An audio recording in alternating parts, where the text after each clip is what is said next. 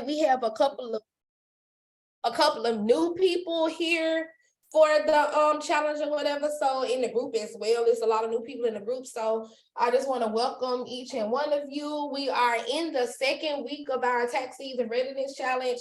It just seemed like everything got discombobulated. I had a strict schedule that I wanted to follow, but of course things didn't go that way. So I'm going to restructure it so that we can make sure all of the topics are that we go over all of the topics, and a couple of the guest speakers I have actually rescheduled their times just based upon their schedule. So I want to make sure that all of those topics are still gone over, especially the cybersecurity. Well, we went over that a little bit. I think Ms. Dion went over that when I wasn't here yesterday.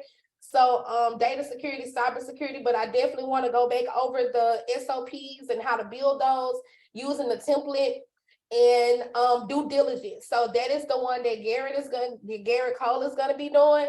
So he told me that he can do it tomorrow. Also, Shakara said that she can do hers tomorrow too. So we might have a like a split class. So for those of you who are not going to be taking the 7 o'clock class, we probably be on a little bit longer tomorrow. So I'll let y'all know tomorrow exactly like what goes on. I'll probably let her take 1 hour and him take the other hour, but there's a lot of information to kind of like jam pack into one day. So we'll see how things go. But regardless of the fact, everybody will definitely get their chance to speak, and we'll also get all of that information to you. So that's where we're going with it now. So let me today what we're going to be going over is, let me go back to the schedule real quick. This is the day that we were supposed to be doing is building a team. So that's what we're going to be going over today. That is something that a lot of people tend to do nowadays, especially in the tax industry now, the way that it's going now. Honestly, it seems like the tax industry has almost kind of like sort of turned into like a MLM type thing. So not saying that nothing is wrong with that. That's if you do what you want to do, but I kind of like felt like this was needed because it looks very attractive to build a team. And of course, service bureau is the goal for a lot of people. And that seems to be like one of the highest statuses that you can reach as a tax professional, outside of like being an EA or whatever. So I feel like this is something that's pretty much well needed. And especially coming from someone that has kind of like been here before, saw both sides of the thing, both sides of the fence, being a team leader or being a service bureau or mentor, whatever you want to classify yourself as, but also being a person that's on the other side of it. Because this thing tends to go both ways, it's both sides of the fence. So you do have to understand both sides. And that's what we're going to be going over today. So if you have any questions, y'all know this is not necessarily a class per se. This is more so like a meeting. So if you have any questions, you can just drop them in the chat. And at the end, we'll open it up for a question and answer. If you want to share anything, because I definitely would like to, I learn better from, other people as well. And I'm not exempt. I can learn from you guys as well. So please, if you have anything to contribute, like if you want to share your story or share a couple of things that, as far as like building a team, some of your experiences, definitely be sure that, I don't mind about y'all getting on there at the end and unmute your mics and we having an open dialogue. Okay, so let's get started. So today what we're going to be going over is Team Building 101. Now, full disclosure, this step-by-step guide, this is not set in stone.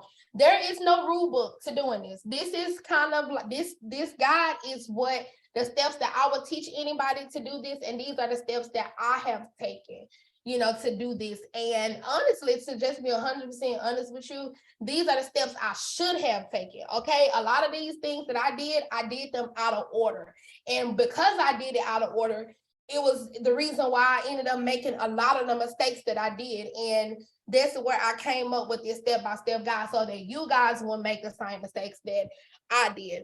We'll also go over compliance with team building, because anything that you do in this industry, it must be compliant. That it is not optional. This is completely mandatory, regardless of anytime you're dealing with a tax return, there's compliance. So just imagine the level of compliance that it is with a return that you do.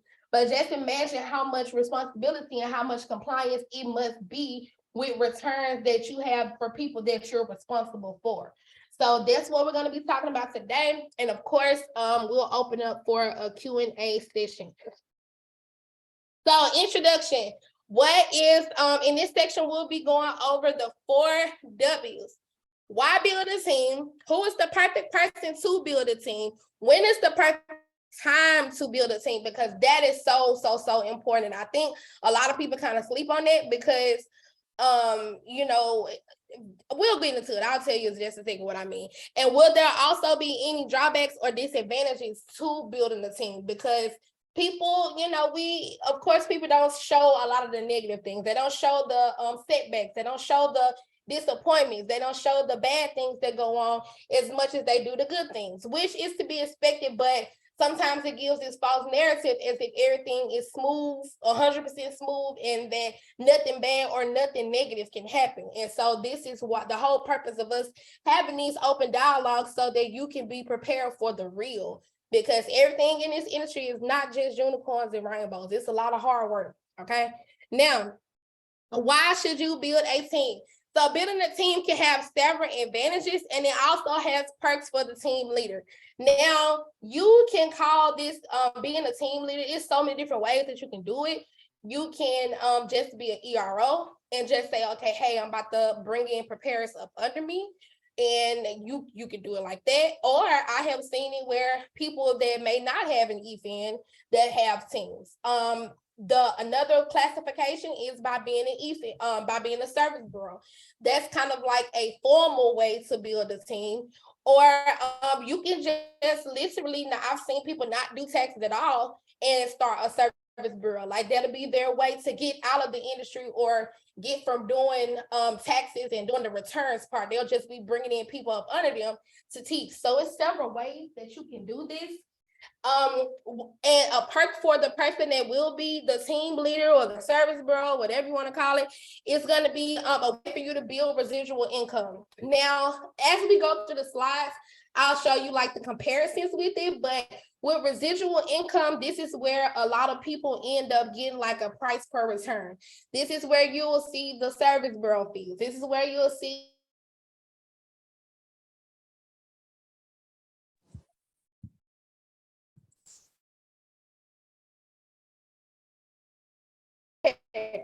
So this is a way for people to build residual income.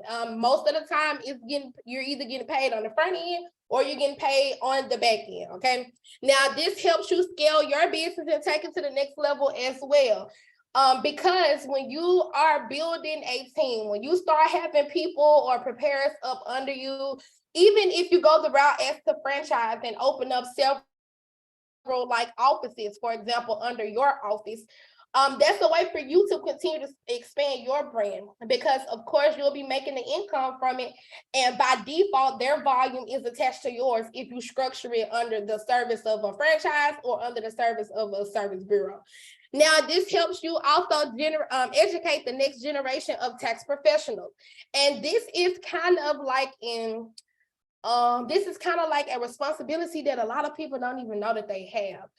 Sometimes people, let the money drive them and say, oh, I can make a whole lot of money if I build this big team, which is true. Yeah, that's true. But we have a charge to bring in the next generation of tax professionals. Like, these are the people that's going to be filing taxes for the next couple of years. These are the people that's going to be faced with audits. That's the God and the truth. People get faced with audits randomly. They don't always have to be something that is trigger or whatever. So these are the people that you have to teach, and we have a responsibility to make sure if we're bringing somebody in telling them, hey, you can make up to 50K in 4 months by doing taxes, okay, that is true, but you still have to be responsible for them. And the biggest thing before anything is education. It also can help lighten your load. Now, what I mean by that, and honestly, I should have deleted that because that is not true at all. Honestly, I'm just saying out the truth. What I mean by helps lighten your load is that you probably don't have to do like as much taxes per se and dealing with tax clients because you will most so be dealing with the tax professionals. Now, as far as lightening the load, that's kind of subjective because sometimes it's even more work dealing with, tax professionals and teaching and all of that than it really is dealing with tax returns. So that's kind of gonna be like a opinions-based situation right there. Now, it can also help you get better deals on software. That is 100% true because I always use this as an analogy, referring it to a union. Because if you come in as a group of people, or if you come with having a big team or whatever, you get way better deals on software. Even with the banks, there's some things that you can do at the banks that you probably could not have done had you not have a team. The more, of course, the God honest truth is the more money you're making the banks, the more lenient they are towards, allowing you and your offices to offer certain products.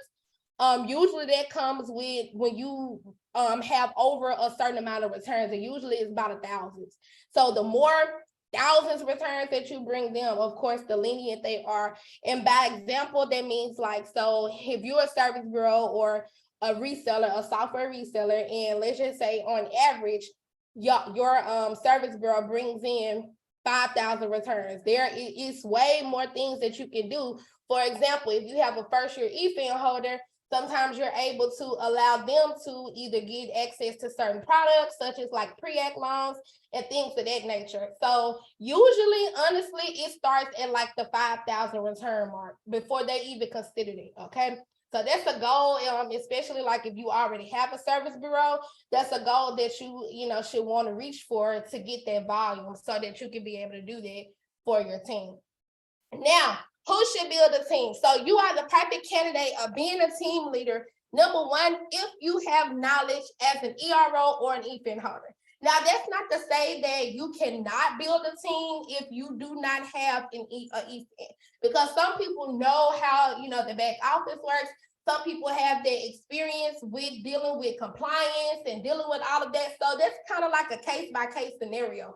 But honestly, and it also depends on how long you have been in the industry. But if you want to be a service bureau, if you want to do that, you absolutely would have to have an eFin. There's no way that you can do a service bureau without having an eFin, okay? Now, you should need, if you know the ropes of the industry and the back office of the software, that's another good candidate for you to be able to, get ready to build a team or start a service bureau. If you can work independently without needing direction or leadership from someone else.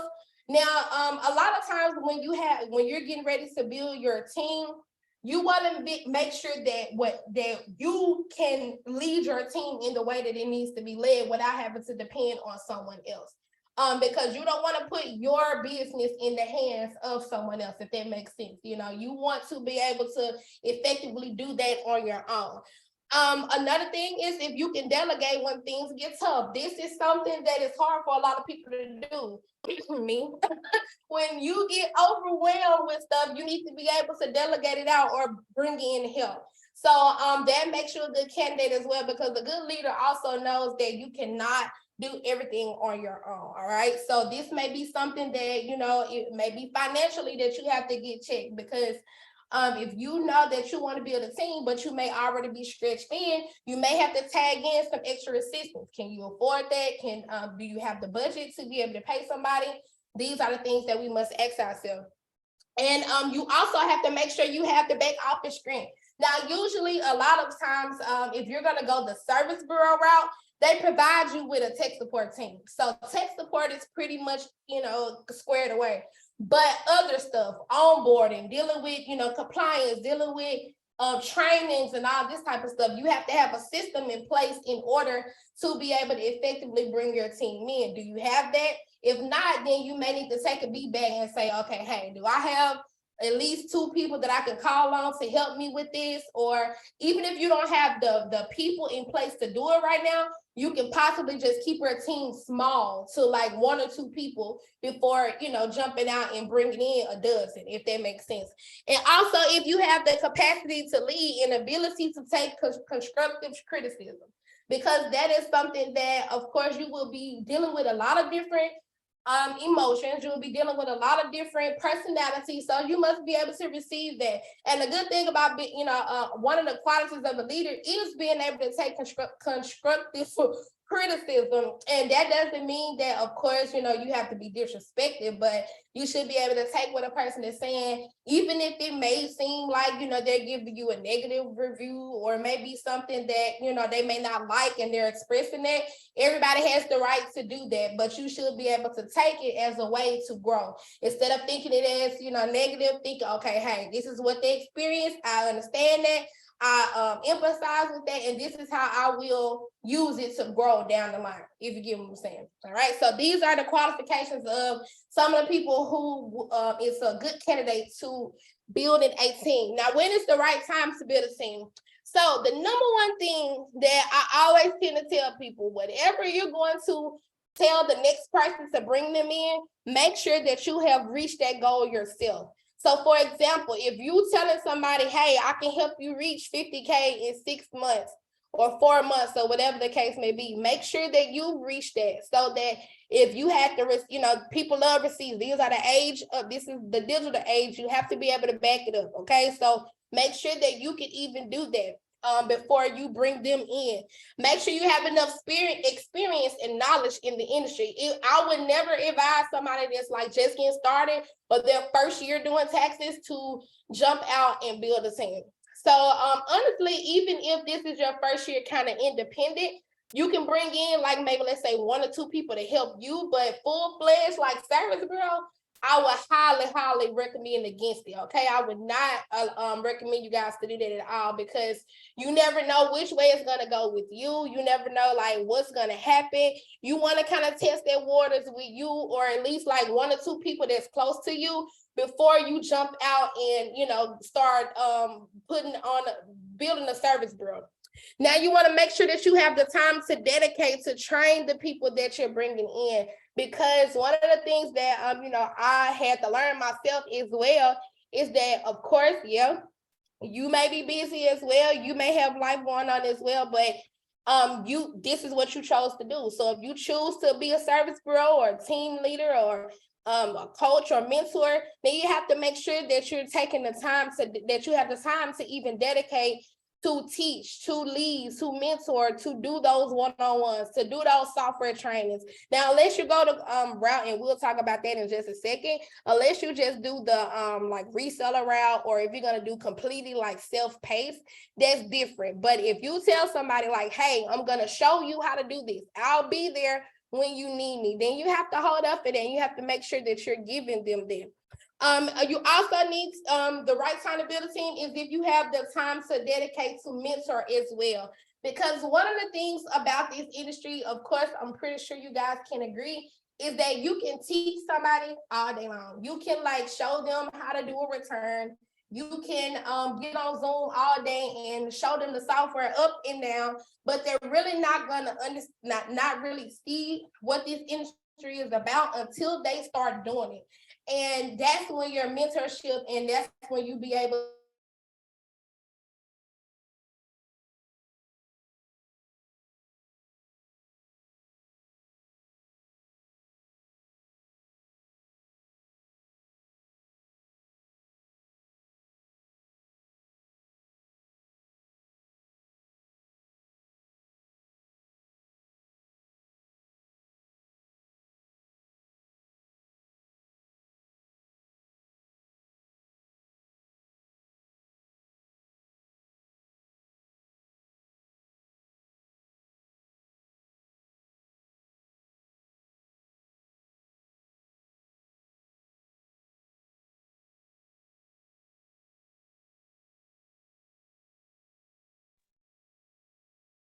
Can y'all hear me?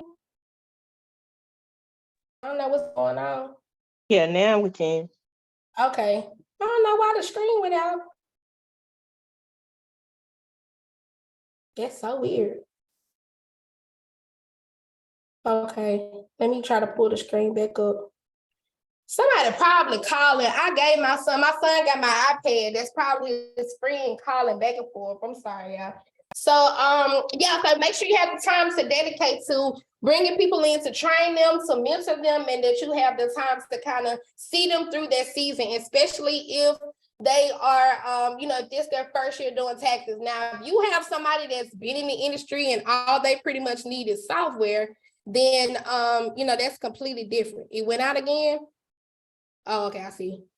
Probably the signal due to the weather. It's been going in and out all day long. It's raining real bad here. Okay, so will there be any risks, disadvantages, or drawbacks? Of course there is.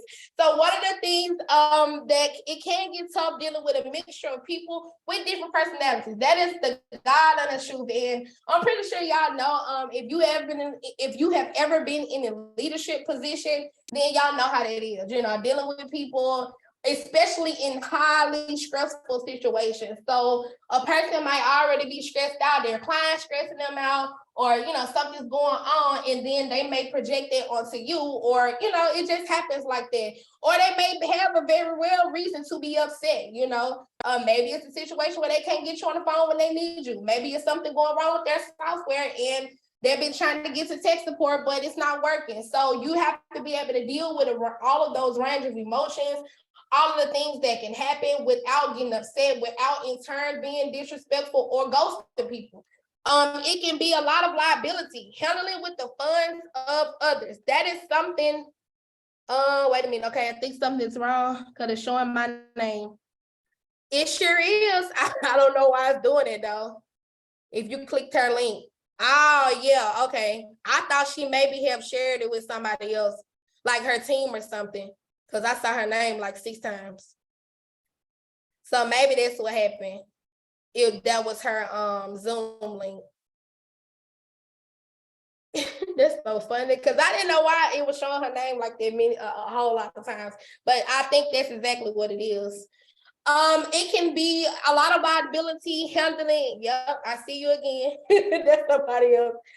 It can be a lot of liability handling the funds of others. That is absolutely true. This is something that I don't think like you would really understand unless you ever been in this type of situation before. But just imagine handling like all of the funds. Like, for example, if you're going to be a team leader or service girl, whatever, and for people that does not have an EFIN. So of course, with the banks, most of the banks, the only bank that I know that will facilitate a PCN user getting their money directly is going to be Refundo. All the other banks do not have that. They pay the funds to the EFIN holder. The EFIN holder will then have to turn around and split it. And, just for instance, you have a commission split that's 70-30.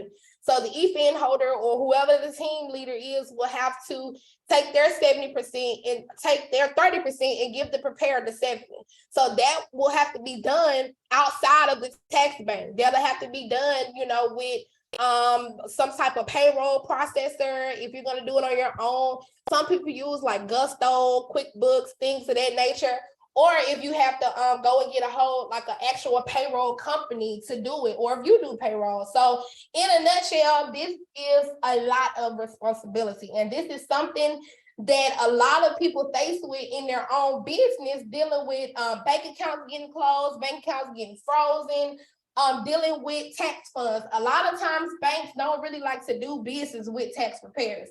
And I think it's just because of the risk associated with it. It's sort of like having a credit repair business. Some banks will just flat out deny you if you have the word tax in your business name.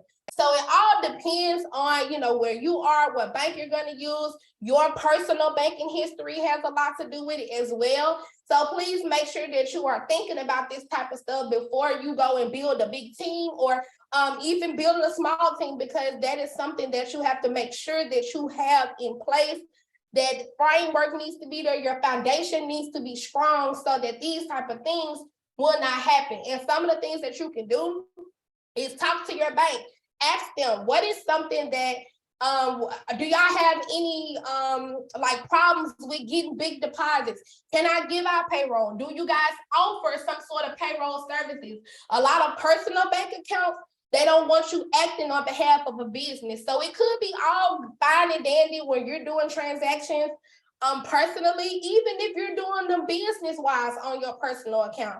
But once you start doing stuff like Gusto and they start seeing transactions labeled payroll or payout, payee, things of that nature, then that's when the banks will tend to be like, are you operating a business under this personal account?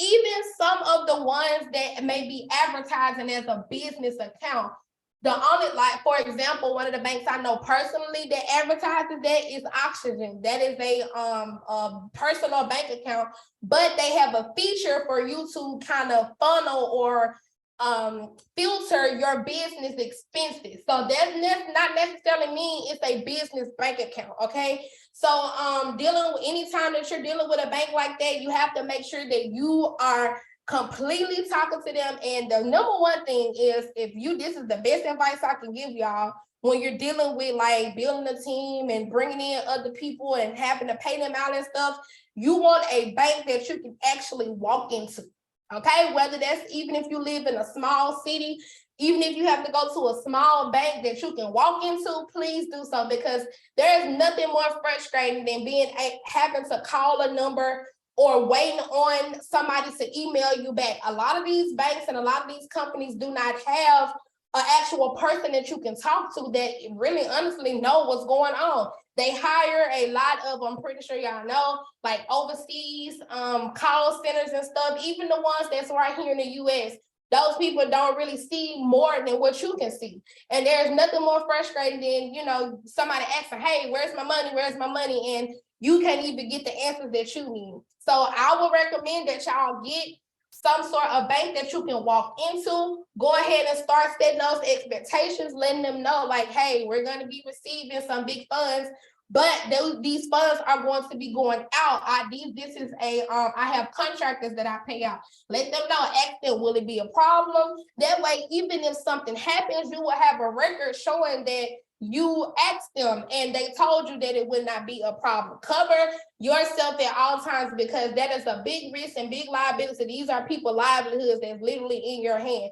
And even though it's something that you may or could not have prevented, it's still going to be your fault. And that's just the harsh reality to it, because you chose that bank, you chose that payroll program, and it's going to fall back on you. So one of the biggest things that I can tell y'all is to have a contract in place and put those things in there, letting people know that, hey, if something happens, I will try to, do it as soon as I can, or rectify it as soon as I can. But some things may be beyond our control, and you will have, for example, you can't control if your bank account gets shut down.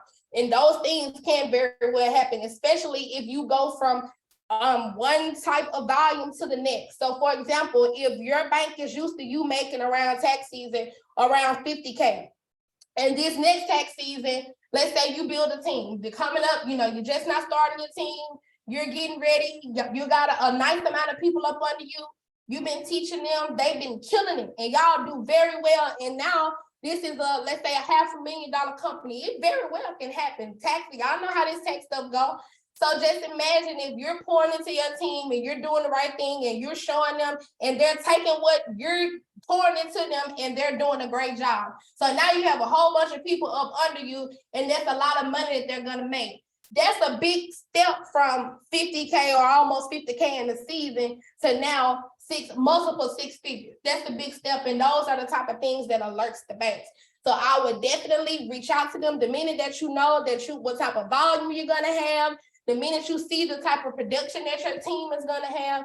Let the banks know. And if it's a problem, I would dead the relationship right then, even before the money disperses, okay? You do not want to find yourself in a situation where you got to fight for some money back, okay? Or other people's livelihoods are in your hand. Now that's the problem that you have to deal with, all right?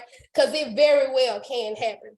Now, your EFIN can be at risk if things aren't done ethically. So of course you have to, if you're the EFIN holder, you have to screen, or you should screen, every return that goes through that office, every return that is transmitted, every return that, even if they put it in there and send it for review, or however your process works in your office, you need to make sure that you're going through it, or even if it's not true, that somebody like a compliance person is going through those returns, making sure it's, ethical, the things that's on there, the type of credits that's on there. Of course, you probably can't.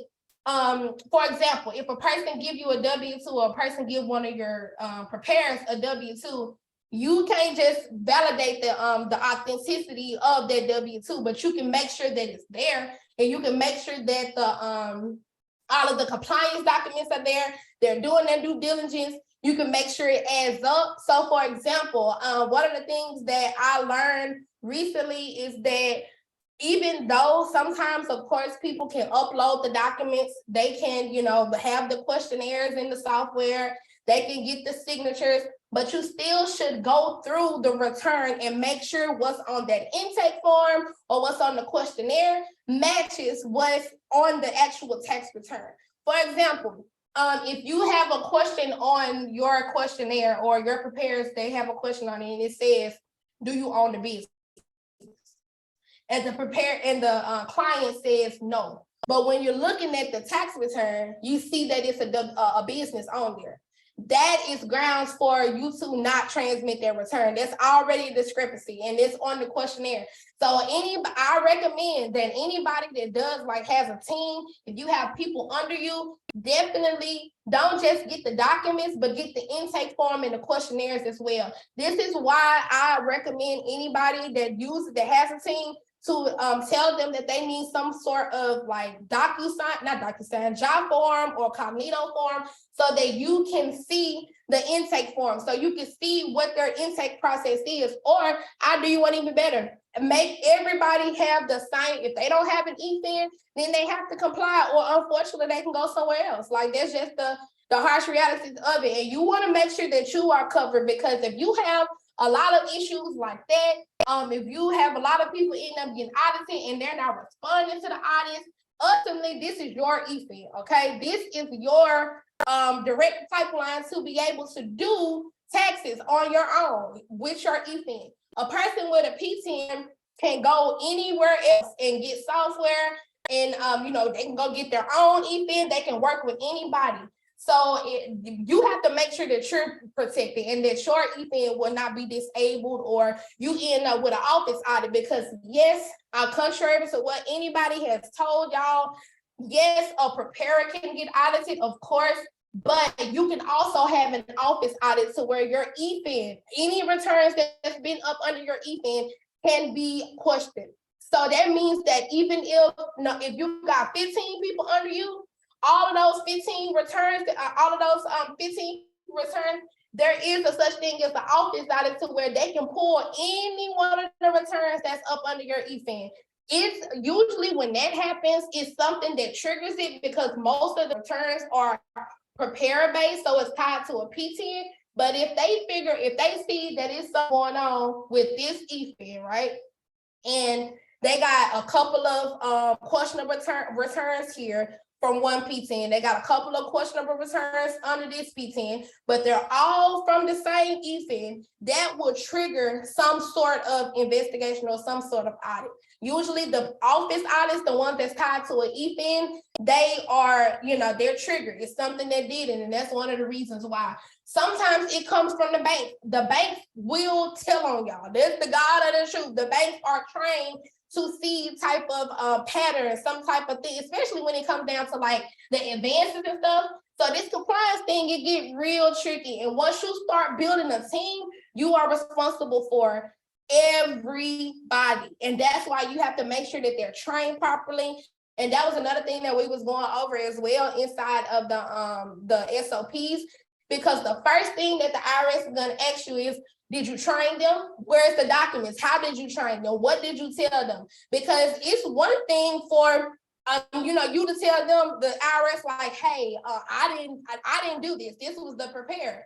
But they're going to say, this is your EFIN. You are the ERO. You were the one that's supposed to originate this return. So how did you not know that it was going on? Okay, so these are the questions that they ask. So please make sure that when you are building your team, that your policies are in place. Have them sign those type of thing, contracts. Nobody should come in under you, even if they're just doing data entry. Nobody should come up under you without a contract, without some form of an agreement showing XYZ. They need to have some sort of training on due diligence, on ethics, because these are the type of things that the IRS, when it's time to point the blame, and who the blame is going to be on for fraud, or even if it's unintentional, because some people just don't know. For example, let's just say you were taught wrong, right?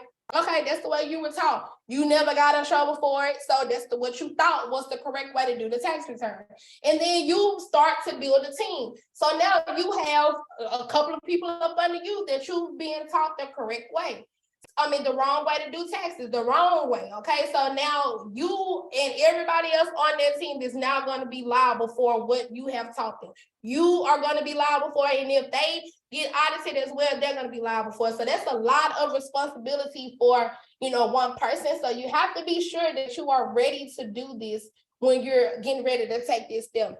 Now, of course, it can be time consuming. Of course, it can be. I'm pretty sure y'all know. Anytime you're getting ready to build a team or have some sort of leadership position, it's time consuming, because if you're going to bring somebody in, it's your responsibility to take care of them. There's nothing worse than like feeling like you're on your own, or just somebody just gave you some software and said, hey, go do some taxes. Okay. So please make sure that when you're building a team, that you actually have the time to do so. And of course, it can be stressful if your back office isn't together. So if you don't have like a proper way to like train them, your contracts and all of that stuff isn't in order, it can be a little hectic and chaotic in the event that something goes wrong. Even if you don't have, let's say if you don't have a proper payroll policy, okay? So that could just be a headache in itself, dealing with the reports, dealing with, trying to make sure people are getting paid. So if let's just say you don't have a system to pay people, right? So you Zelling people, you Cash Apping people, you PayPaling, you got to do a check here, a check there. That's why the policies are so important, so that you can make sure that this stuff is in order. Because y'all know Cash App have limits, Apple Pay, all that stuff have limits. There's only so much that you can spend using a debit card a day. And you don't want to prioritize one person over the next one. So you have to have a policy in place and stick to that policy, because if you have to enforce it as well, so that everybody can, so that they can respect it, if that makes sense. So if you say, okay, I'm going to pay everybody once a week, or that's kind of like the usual, people pay out once a week. Once everything comes in for that week, I'll pay you on the following week, okay, through payroll. So if that's what your policy is, you can't cash out people on that, just a one-off, because they're going to say, okay, you cashed at me this week, why can't you cash at me this week? So those are the kind of things that you have to make sure that you have in place and really stick to them, no matter if you have a team of 2 or 200, okay? She say I'm snitching. I know that's right. I know that's right. Now, for real, because that's one of the things that the IRS is gonna ask as well. Like, if you knew this was going on, or if you knew this, because technically, to be 100% honest with you, if we find out somebody is doing something questionable on a tax return, we are supposed to. Now, whether or not people do it or not, that's the big question. But we are supposed to. We are supposed to. So yeah. Unfortunately, hey. So how to build a team. So here's a step-by-step thing. So number one, consider what's needed, and we're gonna go through each step, so don't worry. We'll consider what you need and make sure you have it. Decide your business model, because there are several ways that you can go about it. I'm not scaring y'all, listen. I really like to tell the truth and be honest with this type of stuff. I see the chat kind of quiet.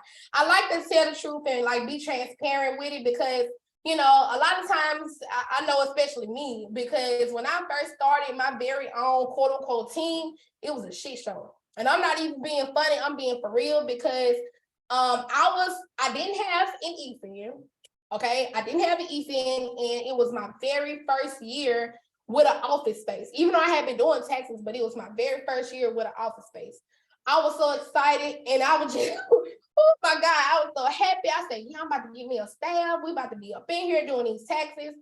At that time, I was a PTN user, and I was under a 70-30 split. Okay, so for every tax return, I only made 70% of what I charged. And back then, my back end fees were over $200. So, and the minimum that I could charge was $300. Okay, they had really had me. The minimum that I could charge anybody was $300, no matter what their tax situation was. And so the regular, it was like 580 for a simple return. So that's the minimum that I can charge. So I only got 7% of it. And what else? So that was pretty much it with the deal. So just think about that. I'm only getting 70% off of every return. And I had a staff to pay. So I had 3 people up under me. I had 3 preparers. We were in office. So I had expenses for the office. And I also had, I was paying them $100 per return. And I also was paying them by hour. Y'all, that was the year I got audited. I was in so much debt when I got done with it. I was like, I was just in there for 1 year. I said, I ain't never getting no office no more. Like, this is ridiculous. So that's the year I got audited and got their fine, and I had to pay them. So like, when I got done with a lot of the bookkeeping and going back and look, like after the fine, after the fee I paid them to do the return, I was in the negative on most of those returns. Like, it was a mess, y'all. That was like, oh my God. So that's why I feel like y'all should make sure that you are ready. Make sure it makes sense for you, to build a team. I didn't have no business building a team at that time, period. Like, I could have probably had somebody in there helping me, like maybe file or whatever, but man, I didn't have no business talking about, I'm gonna bring in a team. I ain't had no business doing it because I couldn't afford it. That was just the God and the truth. I could not afford to pay nobody when I was still on a commission split. All right. So consider what packages you will offer and what everything would entail. Do your back office configuration after you get your software. Of course, you can even if you're ready to do it this year. Of course, it might be a little too late for open enrollment, like if you don't have a team yet. But this is the step that I would take, especially for next season. So it might be too late for somebody to actually start to build a team right now. But for anybody that's interested in doing it for next year, these are the steps that you could possibly take. Schedule your trainings, do a preseason checklist, and of course, the next step is showtime. This is the goal 4 years from now, because can't have the blind leading the blind. That's a good analogy, for real. And that's what, I don't be liking to say stuff like that because I have to be very mindful of what I, say, because people just take it and run with it and swear I'm being mean or whatever. But that's the God and the truth, because you definitely do not want to be faced with a situation like that. You want to just take some time to get your feet, make your mistakes. This is the biggest analogy I could possibly give you. It's just like having a baby with a baby, right? So just imagine being a teenage mom. It's the same type of thing. Like, of course it can be done. Of course it's gonna be hard. Of course, you can do it and you can be fine, but just think about how hard, like the mistakes that you're gonna make as a teenager with a child. You get what I'm saying? Like, your child gotta deal with that. Your child gotta deal with the backlash or the different things that come along with the mistakes that you're going to be making as a teenager. It's the same type of way with a team. When you're just not getting started and you're just not getting your feet wet in the industry, you don't want to kind of have a big old team or just a whole lot of people that you are responsible for, because when you're in your learning stage, and when a lot of times we learn as we go, or a lot of times we make mistakes as we go, and you don't want them to have to feel none of the backlash or none of the effects of the mistakes that you're going to be making, because you're going to make some. That's just nobody's perfect in this industry. You're going to make a couple mistakes, and those mistakes actually help you grow, and they actually help you not do it no more, do it again for real. So you're going to have to do some of these things. Of course, I can tell you and kind of guide y'all on what to do and what not to do. But sometimes some stuff you will only have to learn on your own. That's just with anything, not just taxes, but that's with anything. Now, let's go through each one of these steps. Now, the first thing is, of course, to consider what may be needed. So, of course, I recommend if you're gonna do service bureau, definitely you have to have an EFIN. Like there's really no way around it.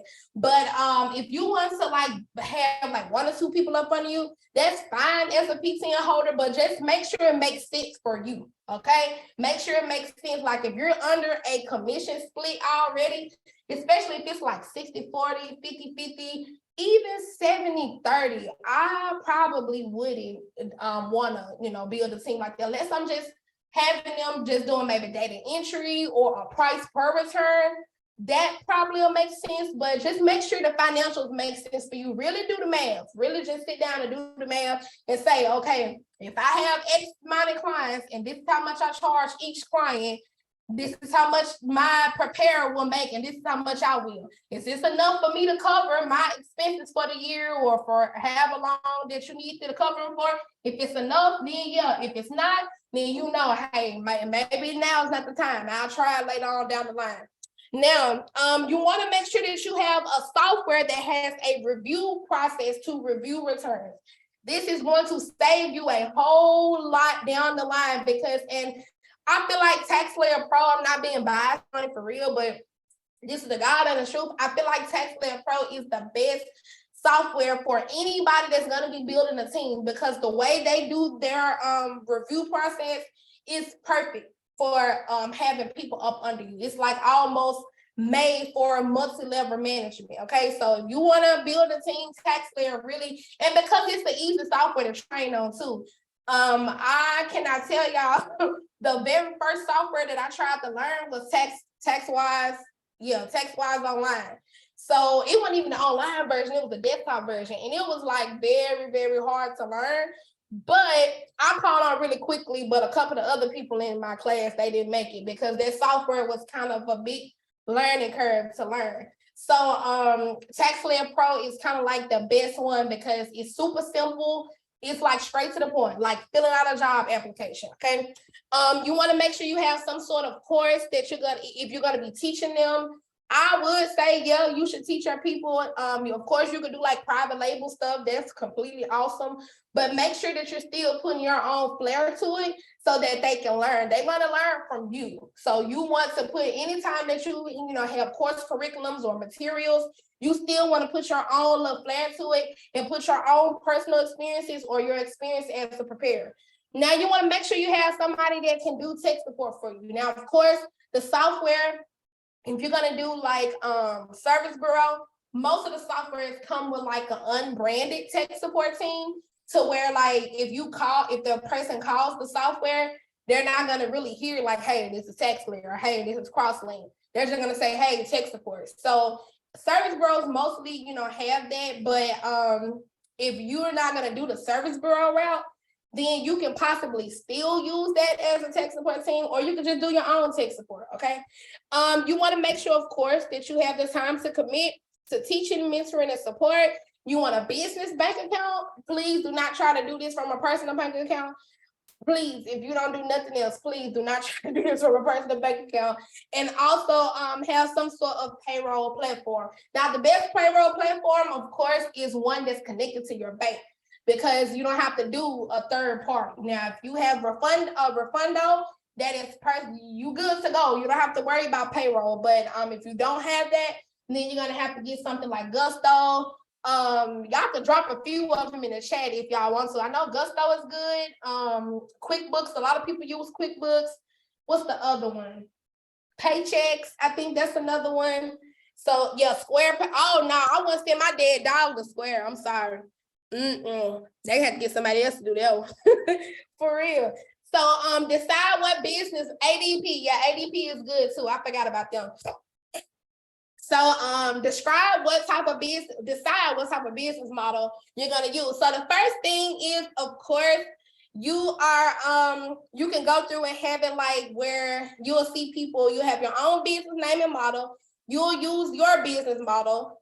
Your preparers or your contractors, they'll use your own business name and your model. Usually you'll see this with like where it'll be one company and they'll have like a whole lot of different preparers under that company. So usually the preparers don't have their own brand or their own brand identity. at the most, you will probably see it like this example where, for example, if your business name is ABC Texas, so the people that you have under you as an independent contractor or as a lot of times they call it franchise, but if you didn't go through and actually set your business up as a franchise, it's really not.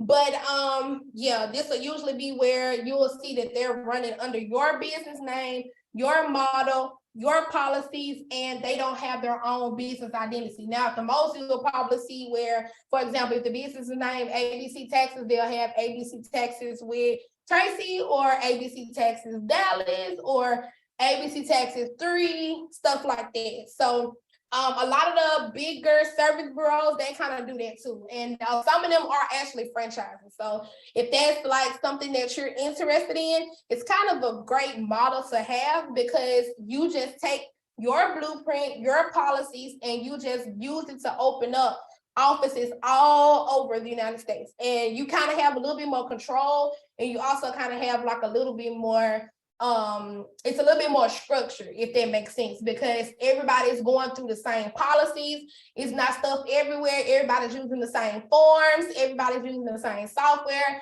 and everything is kind of under your business. So that's a great way to kind of bring your business and have it, you know, making it kind of worldwide, well, nationwide, if that makes sense. So another option is to allow them to use their own business name and their brand. Now, of course, they still will be independent contractors. If you're not going to employ them as an employee and pay them hourly, in any situation, they are going to be independent contractors. You're going to have to pay them on 1099s. Now, you can allow them to use their own business name and brand. Now, usually this is where you'll see service bureaus. Now, some service bureaus do both, to be honest. Like, they'll have like their own business name and allow people to do the models up under them and using their pricing and using their branding, or they'll allow people to do it under their own brand name. Now, I go with option 2 because I want my business to be mine. And I allow people to build their own brands under, you know, my service bureau. That's the option that I chose. I don't do option 1. And there's nothing wrong with each or the either option 1 or option 2. It's completely up to you and what your needs are for your business.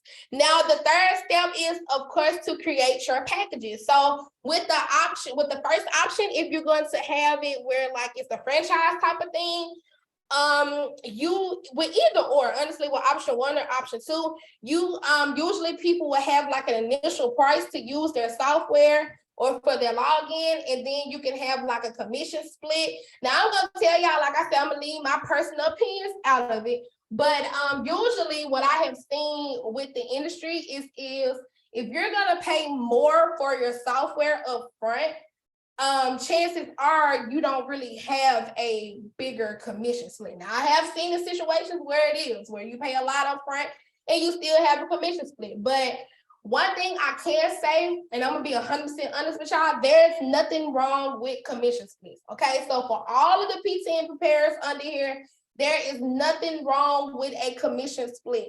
The problem arises when there is, well, and this is a subjective as well, but the problem arises when the quality or the what you get, the support does not match, okay? So just make sure that when you are getting a commission split, that it makes sense for you. How much support do you need?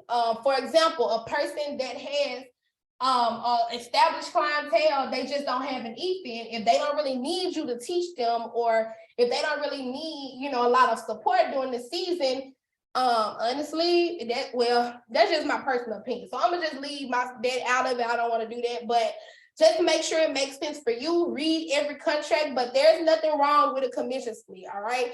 I see that a lot all the time. You know, that's one of the things that people debate about a lot in the industry is, you know, what's a good commission split? What's this, what's that? So just make sure it works for you, and also make sure that whatever from this side of things, you know, if you're gonna build a team, just make sure that whatever you would offer for somebody, that you would take that deal as well. So if you know that you would not take a 50-50 deal, don't offer it to somebody else. Like that, the golden rule, hey, to do unto others as you would have do unto you. So if you wouldn't take that, then don't offer it to anybody else. So that's just the best thing I can tell y'all with the pricing. Make sure that whatever you're gonna offer them, that they actually get it, and that this is what it entails, and of course that they actually get it. So that's my best advice. I don't want to put my personal opinion on it. Now, what your back office configuration is, you want to have your software set up. So you want to set security templates for your preparers. So anytime you have like a shared event, so if you have somebody that's going to be using one of your events, and especially if they are going to, I'm not saying using as if you rent it, no, I'm not saying that, but if they're coming up under you as a prepare, then of course they're going to be, using your event. So you want to make sure that you have the security templates and the security in place, because with certain softwares, depending on the type of reporting you have, they could possibly see the returns for everybody in the office. So if you don't have an eFIM and you are under somebody, don't be alarmed if you can't access all of the features inside of the software. That is not to keep anything from you for the most part. Now, a lot of people, they're not trying to, keep nothing from you. They're not trying to give you access, but a lot of times that's reserved for the eFIN holder. So certain things you cannot get access to until you get your eFIN, all right? So don't be alarmed if it's certain things that you can't reach. And honestly, those things vary from person to person, from office to office. So if your last eFIN holder or your last ERO, service bureau, whatever, allowed you to transmit returns, that does not mean that the next person will allow you to do that. So there's no one size fit all when it comes to things like that. But the industry norm is that for PTN holders, they're not supposed to transmit their returns. So if you get one that allow you to do that, that's kind of different. But if that's the industry norm, okay? That's not nothing alarming that they're doing. Now, of course, you want to set the fees and the defaults. If you have a fee that you are getting, for example, with EROs, y'all can do the e-file fee. If you want to set that fee, then you go ahead and set it. You set your security, how you want to set it. And when we do the class for the service bureaus, we'll talk more about that. I don't want to, confuse nobody. So I'm not going to go too deep into that, but just make sure that you're setting your fees the way that you want to, and that is ethical, okay? That's all I'm saying. Now, of course, you want your essential forms. Nobody should be using your software unless they have your contracts, letting them know the do's and the don'ts, what's going to be expected from them, the things that they can expect from you and your company. If you're gonna be doing a non-compete, which honestly, in the beginning, I honestly was kind of against them, to be honest. Like, I was like, I don't understand why somebody would, do that. But now I do see the need for them, which I still don't do them to this day. But after, seeing certain things going on in the industry, I definitely can see the need for a non-compete. Typically people will set up a non-compete or have you sign one if they're going to be bringing you in and kind of pouring a lot of stuff into you. I've seen a situation, it didn't happen to me per se, but I've seen a situation where somebody brought somebody in, as a preparer.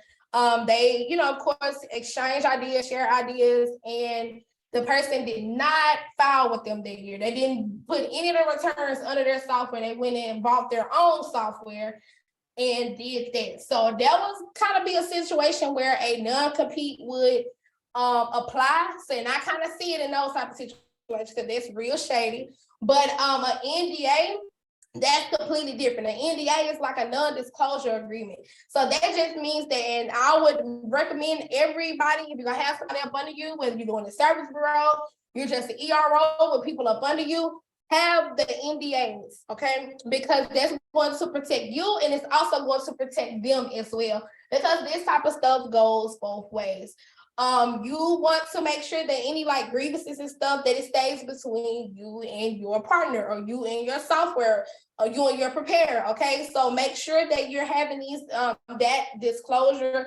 And even though it doesn't necessarily have to extend to just negative stuff, it can also extend to, so for example, there may be certain things that you give your preparers, or your affiliates, your partners, whatever you want to call them, there may be certain things that you share with them that you do not want shared with the general public.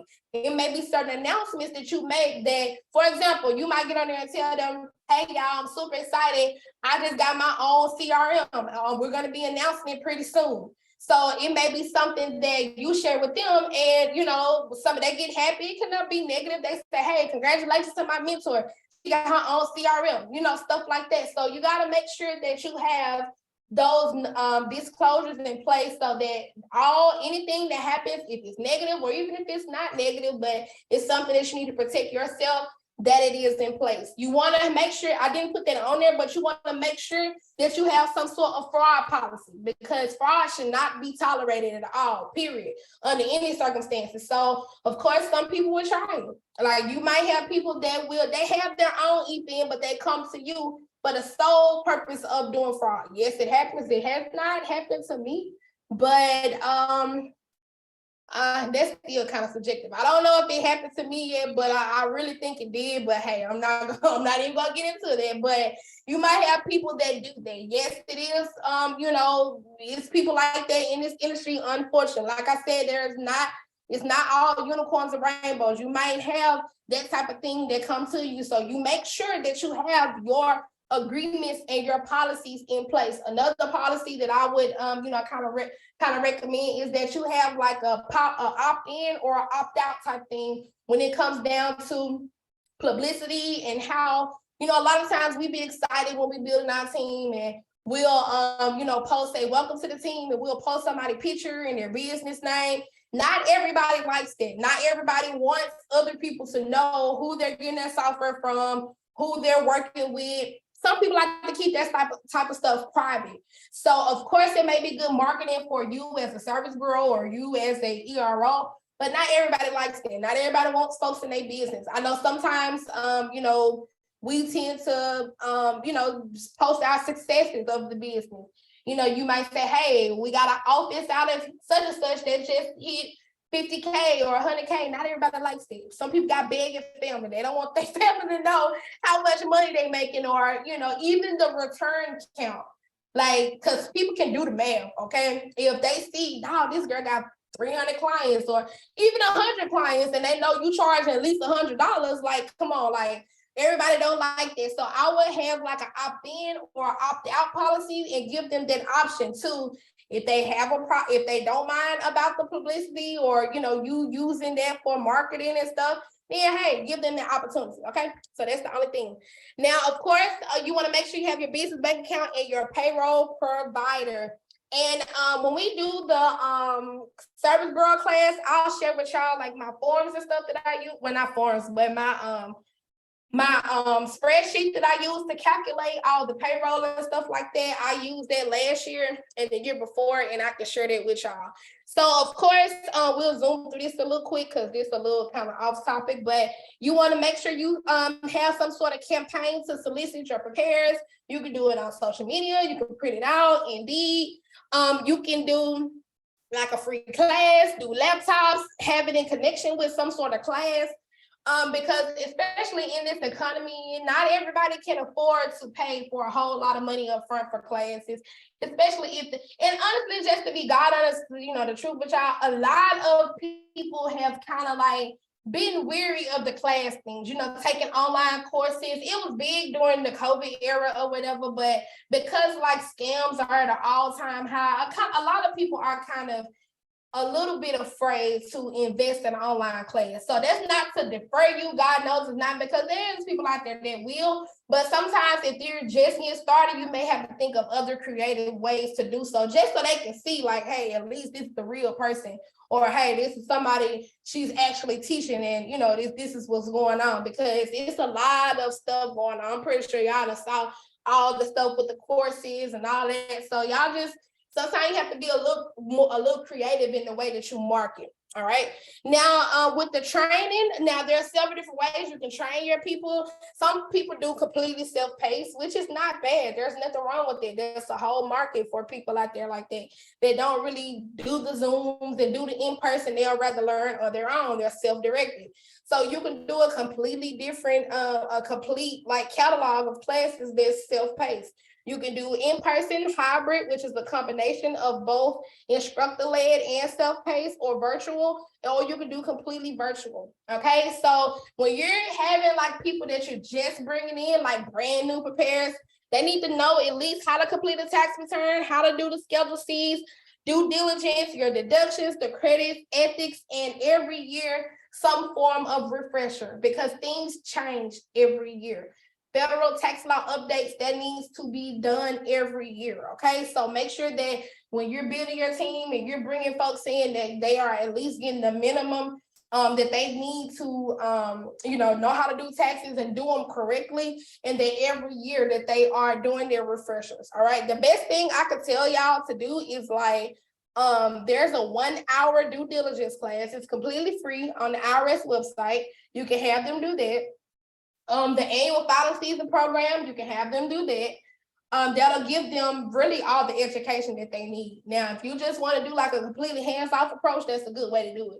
But if you want to teach on your own, then that's completely different. And when we do the service bureau class, I'll show y'all, like basically give y'all everything that you need to be able to offer your own CE, because it's not hard at all. It's very, very simple. And once you pay your fee, you'll be good to go. The fee is paid directly to the IRS. So you don't have to worry about sending it to another place. And it only takes about, to get your first approval, it only takes maybe like 3 to 4 weeks to do so. And then once you get ready to do your courses, anytime you want to add a course to your catalog, you have to give them the curriculum and all that stuff. And it takes like maybe 2 weeks to hear back. But that's for new courses. Like that's for a course that you're just getting inspected for the first time. If they have to send it back to you and tell you like, hey, there's something wrong with this part, it takes forever for them to come back and do it. So definitely make sure that you're setting your times and that you are, setting your expectations for it, okay?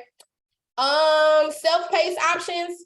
So you can do like the one I used in the past was Surgent PE or whatever.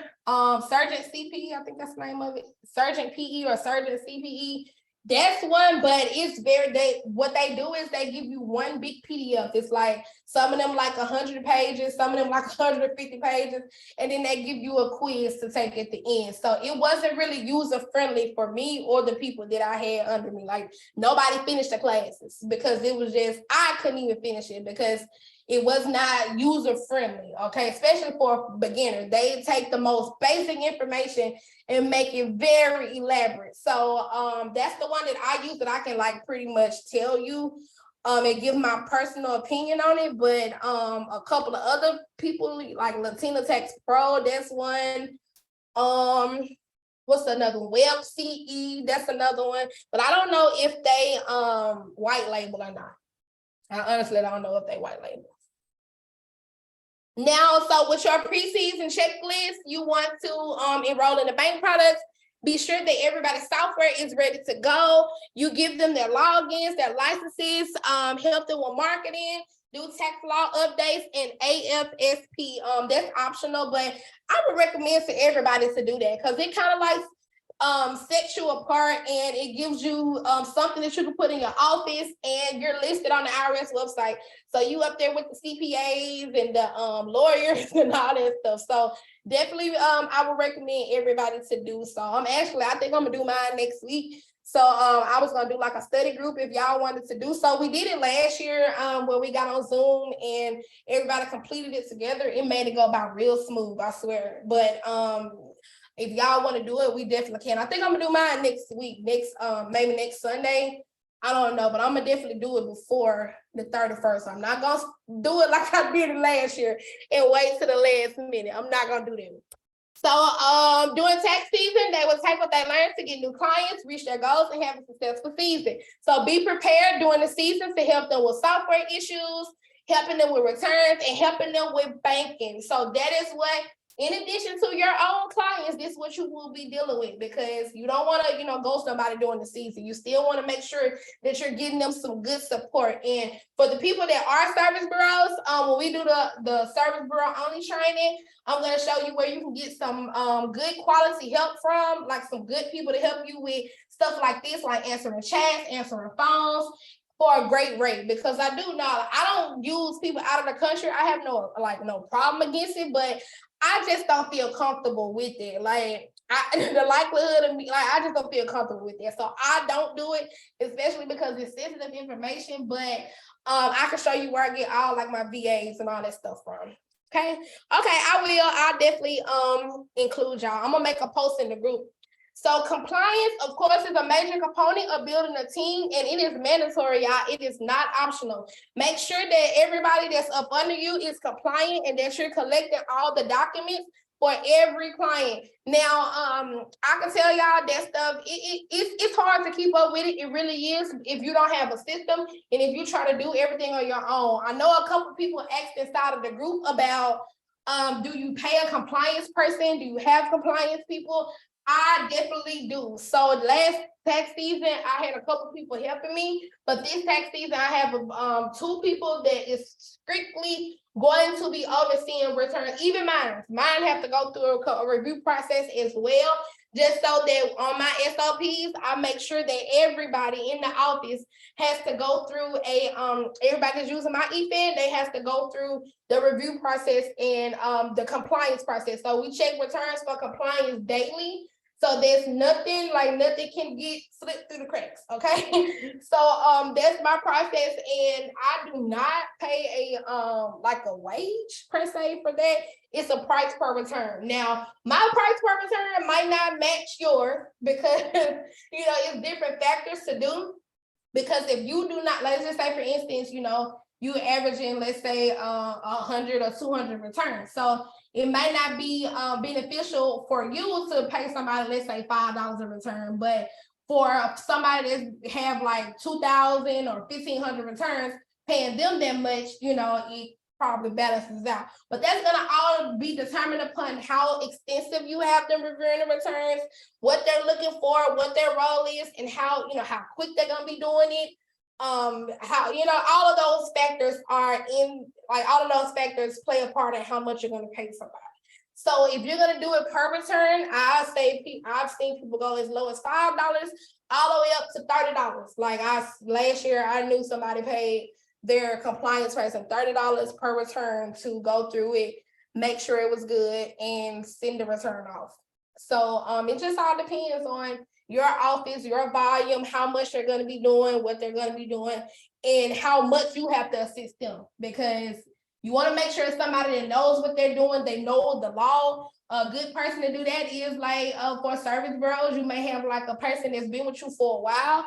Maybe you have them doing it, so just make sure you have somebody you can trust. Number one, that's the biggest thing. Make sure you have somebody that you can trust, and make sure that you have somebody that knows what they're doing, and that you don't really have to check behind them too. Because if you have to check behind them, then you could have just done it yourself.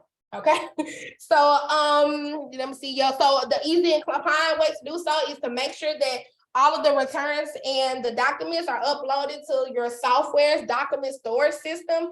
And that's another way to make sure that you have all of the documents in one place too, in the event that the bank or the IRS needs to see them. All right, so let me go to next slide. So we're done with the slides. I know there was a lot of information to go over. I know it was. I'm sorry for the ones that may be new. I know this probably was kind of a little bit over your speed or whatever, but I definitely wanted to make sure that I was kind of feeding both sides of the spectrum. It's like the new people, the people that's been seasoned, the people that may be starting their team for the first time. So I want to touch on topics that kind of hit for everybody. So any questions? Let me cut this sound up so that I can, and we made good time. It's 6:15. So the floor is open for any questions. Raven, I have a question. Yes, ma'am. So I'm starting my team. This is my first year starting my team. And I heard you mention that you can set up like that it goes into review. But I don't see how you do that in the software.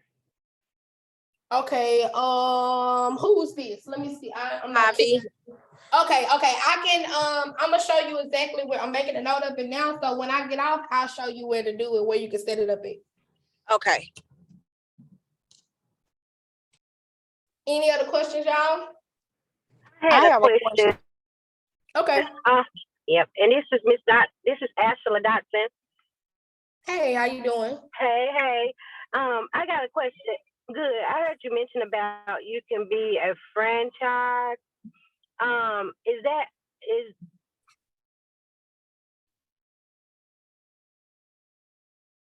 when you suggested that in your mind to a service bureau? I'm not a service bureau yet. I only have my ERO. Well, I'm only an ERO with an EFIN, and I did build a team, and I'm struggling with whether or not I'm feeling insecure about whether or not everybody on my team is for my company as a tax preparer. What I mean by that, some of them I think I really kind of want to be independent business owners. And I don't know, I was just wondering if maybe I can do a franchise, position it as a franchise, even as just being an ERO right now. If you understand what I'm saying. The first half of your question kind of cut off a little bit. It kind of went out and then it picked back up at service bureau. So I think I heard like you trying to see if you can do a franchise just as a EFIN holder? That's what you're asking me? ERO, EFIN holder, yes. Oh yeah. Yeah. That's all you need is to have the EFIN. So you definitely can do so, but just look at your state and see what the rules are. Because I think it's like it costs just doing it the correct way, like actually being a franchise. I think that's like 20K if I'm not mistaken. I don't want to misquote nobody. I honestly don't know, but that was what I was told. So let me check. I guess I'll ask the person that I know that do that, and then I can make a post inside of the group. But as far as I know, that's all you have to do. Maybe somebody else can chime in because I don't do it. But if anybody on here has a franchise, y'all please drop it in the chat, or if you know how to do that, because maybe that's an option. Maybe that's something that you want to do.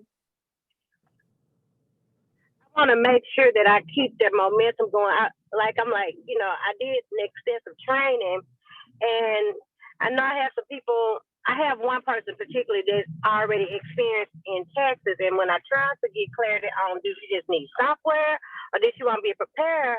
Her answer was, I want to be your preparer. And I said, well, there's no issue either way. I just need to know how, we should move forward as a business. What am I to expect from you on your end? So she said she want to work with me, but I just kind of feel like I should have given her an opportunity to be a business owner in some kind of way versus making her feel like maybe she could, I don't know, maybe I feel like I might have just kind of reduced her production level because she's working under me, if that makes any kind of sense. So yeah, so if anybody have any feedback on the franchise opportunities and how they could work, definitely provide me with it. Okay, I hope I'm gonna ask the person that I know that franchise and stuff, and I'll see. But those concerns are very valid, though. I understand what you're saying, but sometimes we be in our own head too. She may not feel like that, and her production may not drop. But I would definitely just try it out and see how this season works, and just have a conversation with her. Just keep talking with her, keep seeing what her thoughts are.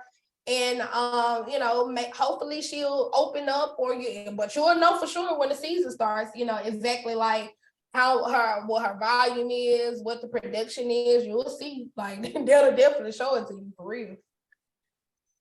Okay, thank you. Okay. I have a question. Yes, ma'am. Hey, I was trying to say, it's a service bureau question. You want me to wait on that? I mean, you can ask. You can ask it to me, and if it's something that we can wait for a service, bro, then I'll just tell you. But you can ask me. Okay. Someone had bought the software, and I let them get it with them. They had paid for it, but I got they getting all their fees. They getting 100% prep fees.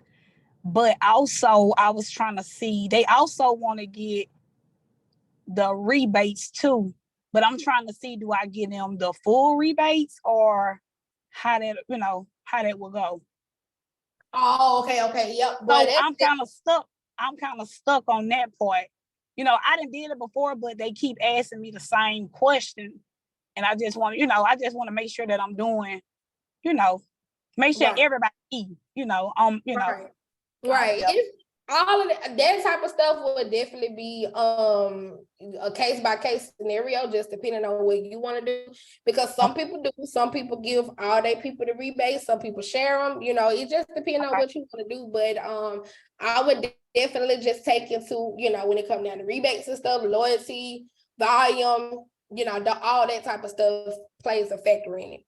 But we can talk more about it, during the service bureau call. Okay. All right. Thank you. No problem.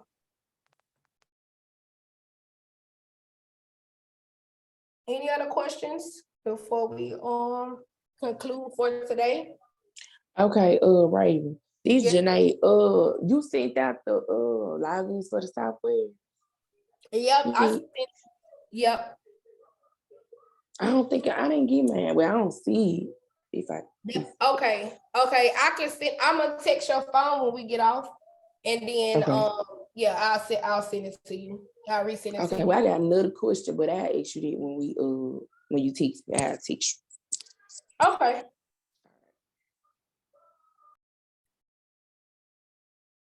Anybody else have any questions for today? Anything about today? Anything about the challenge? Think he's got a couple more. Okay. I have a question. Yes, How do you, or what is it that you do to, like, I know you said about teaching ethics and all of that, but how do you protect yourself from the person that's doing unethical stuff? And do you move off of a hunch? Like, I don't know if you've ever experienced this, but is it a hunch that you move off, or you would be one to like make sure you have it? And I'm speaking from a perspective of protecting yourself. Like, I used to work at a jail. I don't want to be locked in a jail. right. I definitely feel you on that.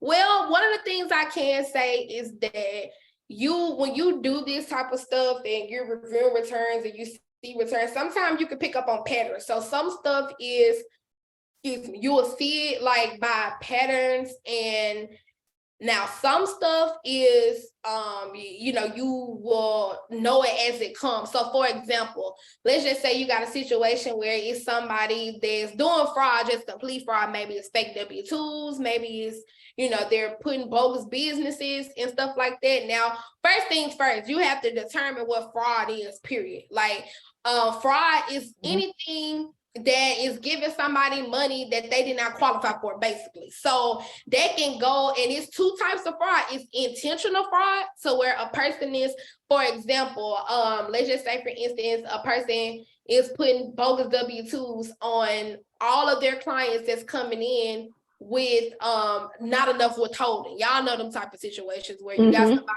So honestly, that is considered to be fraudulent. Like that is that's fraudulent in the eyes of the IRS. They consider that to be fraudulent.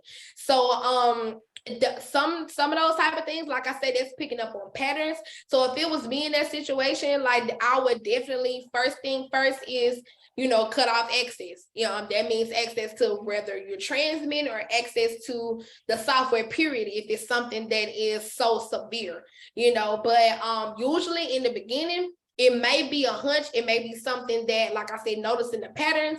And this is why it's so important to review those returns so that you can kind of stop it before it gets too out of hand. Because of course, with a pattern, you can't detect it until you see the volume, until you see the history.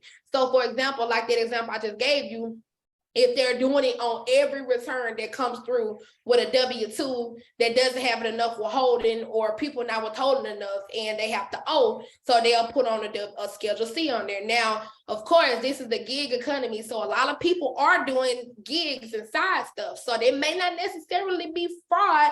But if they don't have the documentation to prove it, or if they don't have like 1099s and all of that, then that may be something that you don't just say, oh, you doing fraud. You would definitely ask first. But some stuff you can kind of pick up on in the beginning, but this is where we have to use like our best judgment. And if something is nagging at you, like, this might not seem right, then question it, document it. Okay. Make sure that you are, asking the proper questions. And that is where, because I found myself facing a couple situations like that before, where I'm like, okay, this don't look right. And I ask questions, but at the same, and that's what made me start asking for the intake forms as well, because that can kind of help you out on a lot of the fraud and all that stuff too. Because the example I gave y'all earlier, where it's a person that the client says, no, I did not own the business, but on their return, you see that a preparer added a business on there. So that is something that, can kind of help you in this evidence. But one thing I can tell you is, if you're gonna, accuse somebody of fraud, whether it's intentional or whether you feel like it's intentional or unintentional, you got to have the documentation to prove it, because that is a thing to say, like, girl, you doing fraud, or I see you doing fraud.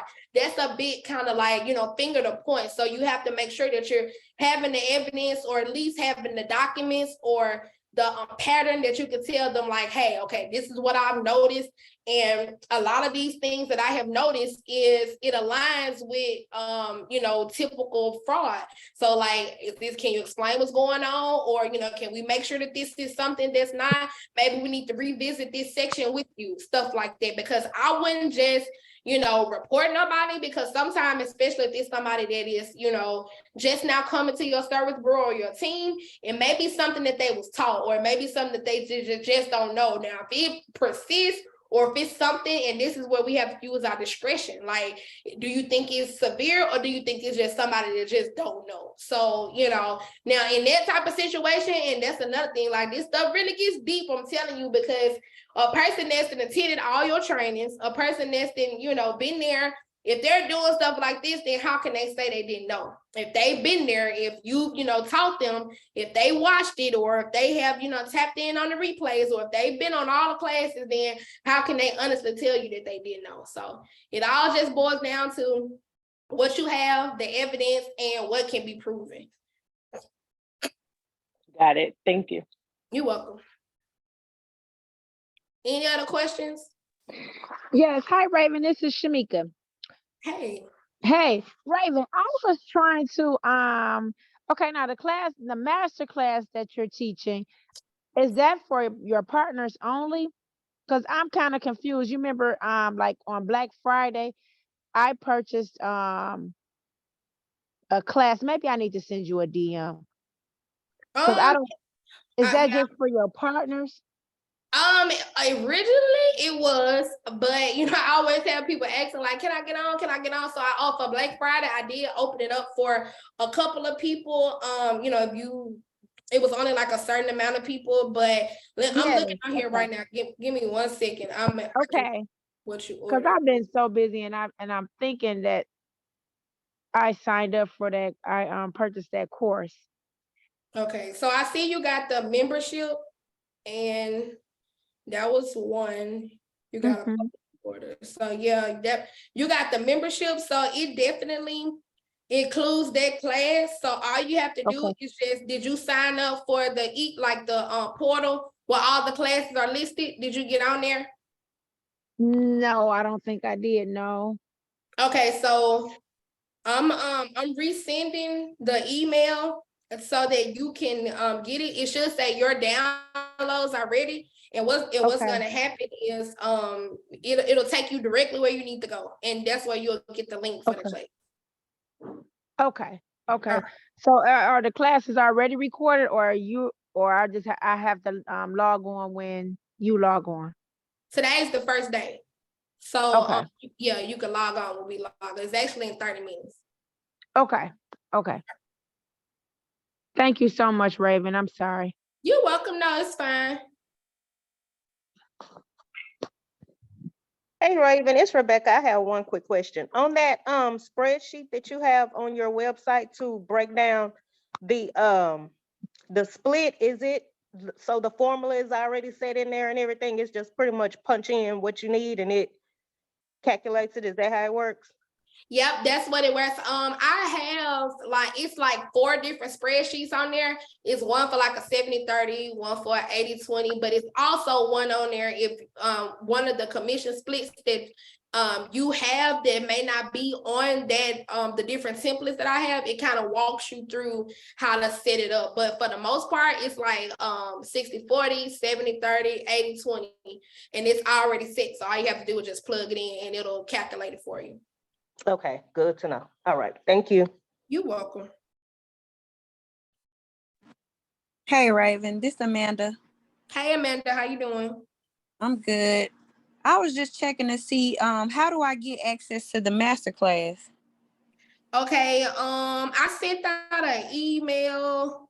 1 second. I sent out an email today. Let me go to the course real quick. It was trying to see what time it was. It was a few minutes before I got on here. I sent out the email. So let me I can text it to your phone real quick because I got your number on my phone. I can text it to you if you didn't get that email. But I sent it out earlier in the Canvas course. Okay, because I didn't get it. Okay, let me I'm about to text it to you right now, but it starts in 30 minutes.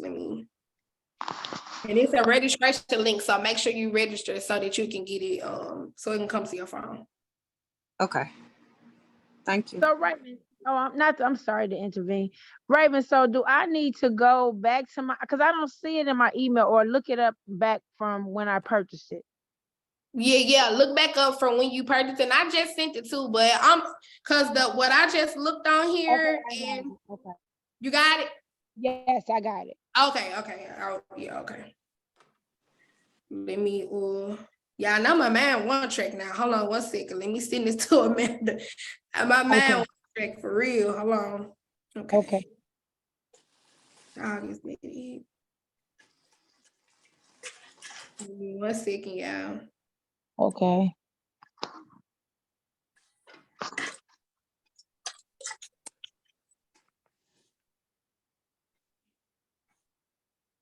Okay.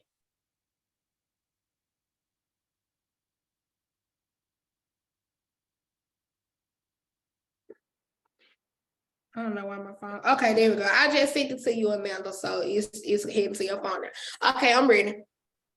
Okay, so I have to download Canvas. Canvas AM. Okay, I'm reading it. Okay, yeah, that's how you have to do when you go to Canvas. When you go to that email, just follow the link, and it's gonna take you to Canvas. You have to create a login, and it's gonna take you to all the upcoming classes. And anytime it's a replay, it'll send you to the link to the replay. But that's where you for the next year. That's where you go on there. Any classes that you see me do, you just go right there, and that's how you access them. So you don't have to buy nothing or go to the website and get no link. You'll just go right there. Okay, thank you. Got it. You're welcome. And I got one more question. So there is a difference between a tax preparer and a franchise. No. Like that's kind of like 2 different things. So a tax preparer is of course a tax preparer, but a franchise is more so like a business structure. So that's like 2 separate things. Okay. Hi, Raven, it's Marquita. I didn't get that email either. For which one? For the masterclass. Are you in the portal? Oh, it's inside the portal. Yes, ma'am. Okay.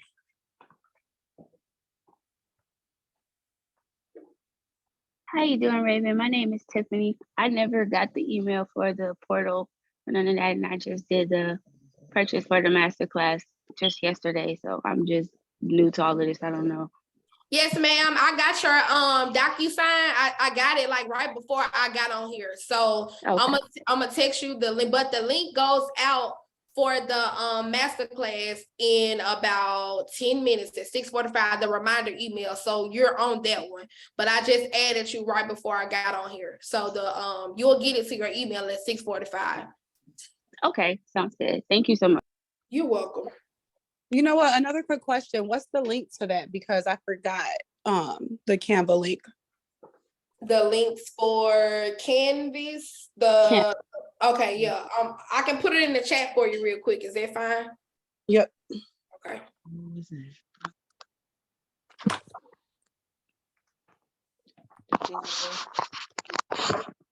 Any more questions for the content today, y'all? Oh, my bad.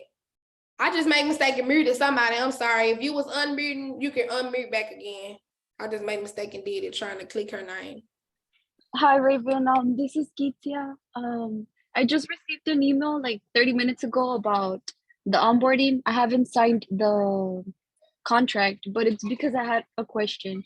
The contract I received is for like for EFIN. It says for EFIN holder. I do have an EFIN, but I was looking to work under just the PTIN since this is my first year, so I'm kind of worried about going off on my own. Like I need that mentorship and guidance. So I was looking to get into like the PTIN where I get the split. Okay. Even if you have your own EFIN, like if you have your own EFIN, I definitely recommend you go under it and use it, but you can still get the classes, the mentorship. I don't send my EFIN holders on their own. So you're more than welcome to use it. And I recommend you to use it because you have it so you can build your volume under it, but you won't be alone. You won't be like, I'll be there to help you.